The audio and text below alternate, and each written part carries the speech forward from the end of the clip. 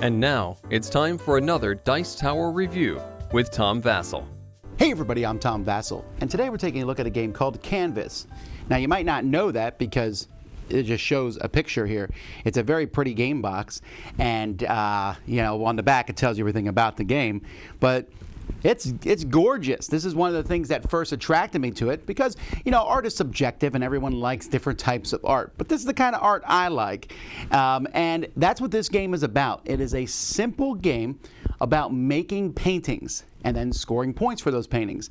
There's nothing much more to it. It's a really easy game to get into and play, but it's going to attract people because of how pretty it is. Now, is the game worth that? Is there more underneath the surface of this game other than a pretty box? Let's find out.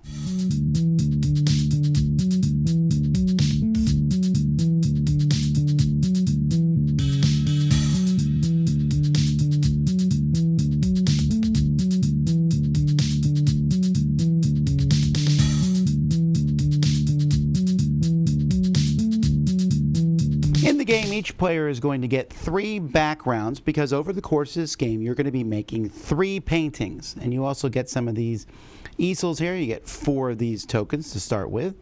You're going to be putting out 4 rule cards. There are several different rule cards, and you can either randomly pick them or pick 4. I'm just showing you the example. This is the 4 that they tell you to pick for a starting game, and along with a bunch of ribbons that match each of the different colors for these different rules. On your turn, you are either going to make a painting or you're going to take one of these cards here. When you take a card, you must have less than 5 cards in your hand. So if you have 5 of these clear cards in your hand, then you have to make a painting. Otherwise, you can just take one of these and add it to your hand as your turn. When you take one of these clear cards, you can always take the leftmost one here for free. If you want to take this one, for example, then you need to put a token on each one that you pass by to take it, and then you'll take that card. If you take a card that has tokens on it, you'll get those tokens. So if you have no tokens, then you're forced to take the leftmost card. No matter what card is taken, all these cards come over, and then you pull another card here out of the box and place it in this spot here, and it's the next person's turn. Now when you make a painting, you're going to use exactly 3 cards. So if I have these cards in my hand, I'm going to pick 3 of them, and I can take these 3 and I can rearrange them any way I want to because some of these colors at the bottom will cover each other up. But let's say I do this. You're then going to stick that in one of your backgrounds to form a complete painting with a name. This one's called Exploring Sanctuary. Now, once you make the painting, you're going to display it, which means you're going to compare it to each of these rules to see what happens. The first rule, emphasis, says it has exactly 1 multicolor symbol. I do have exactly one of those, so I get 1 red ribbon. Variety says I have all the different symbols. I have one of those, I have one of those, I have one of those, I have one of those. Yay, I get a green ribbon. Composition says I have every color. I do have every color shown, so I get a blue ribbon. Repetition says I have 2 triangles. I do not have 2 triangles. In fact, if I had 4 triangles, I could get 2 purple ribbons. And then those gray ribbons at the end, in this case, I have a special thing here on the card that says I get a gray ribbon for every one of those wild symbols I have, or those colored symbols. I have one, so I get 1 gray ribbon. Not bad. I got 4 ribbons from doing this painting. That's the game, folks. You're just going to make a painting or take cards. Once you've made all 3 of your paintings, then you're basically out and you just sit there and wait till everyone else finishes, which won't be long. And when everyone has finished their paintings, you're then going to compare your ribbons to each other to see how many points you get. Gray ribbons are only worth 2. The other ones are based on the rules. So if I have 1 red ribbon, I get 1 point. But if I get 3 red ribbons here, I get 11. And you can get all the way up to 4 of the purple ribbons here because, like I said, you could get more than 1 per turn, which would give you 16 points. You add your points together, and whoever has the most is the winner of the game. Now I want to note that I believe I got the Kickstarter deluxe version here when I backed the game, and so these tokens are wooden rather than cardboard. I don't know if that's necessary. I think the cardboard tokens would have been fine. In fact, it also came with these little easels in which you can display your paintings on them. they're okay, but they're completely unnecessary. That I don't really care about at all. What I do care about is the rest of the game. Folks, there's a lot of good things to say about this game. First of all, the rule cards, which the game comes with enough sleeves to put all the rule cards in and the different backgrounds to the paintings.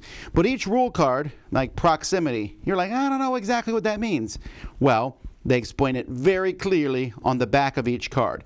This is really well done, explaining the rules if you're not sure how a rule works. Then, the best though, is this stuff itself, these clear cards.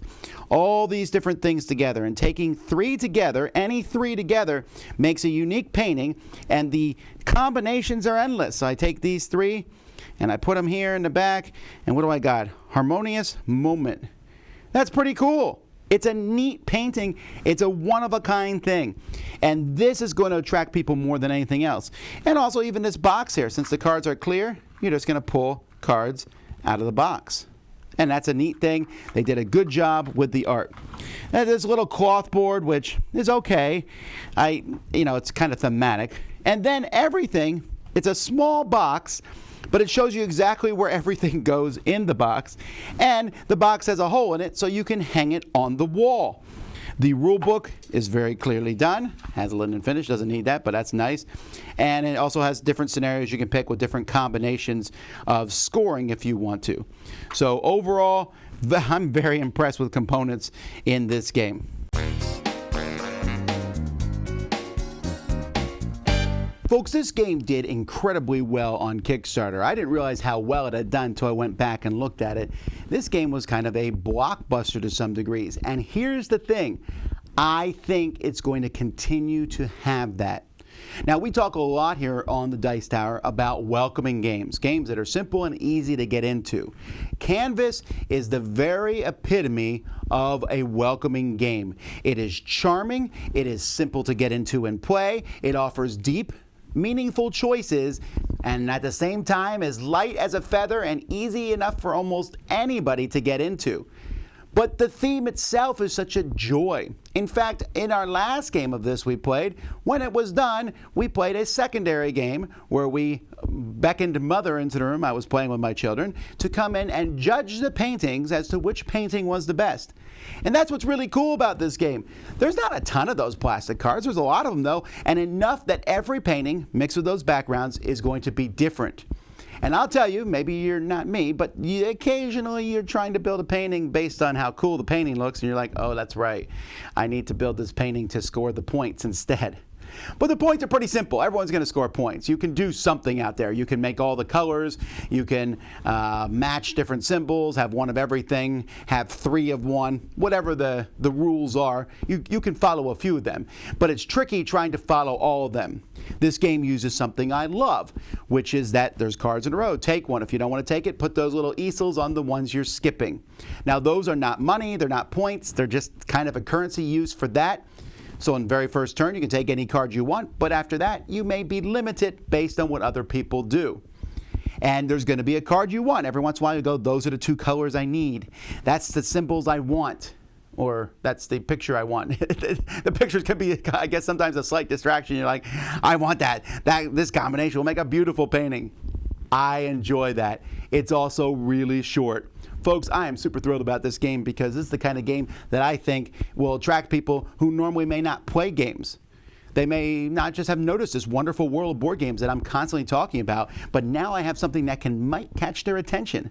And it's a welcoming game that I can play with them, and they may not want to play many of these other games here behind me, but this one they'll play with me, and that's all I'm interested in, is playing games with everybody. And if you want to play games with everybody, why not use something that appeals to so many people, and that's beautiful art. This game is gorgeous. This game is simple. This game is fun. That's a good combination. This is the kind of game that I would love to see sold at stores everywhere. This is the kind of game that I think almost should be in your collection or something like it. Because when you have people over for dinner, someday again in the future, when you have people over for dinner and you get together, you can say, hey, I got something. They're like, oh no, is it a hard game? No, it's not a hard game, but it's a good one.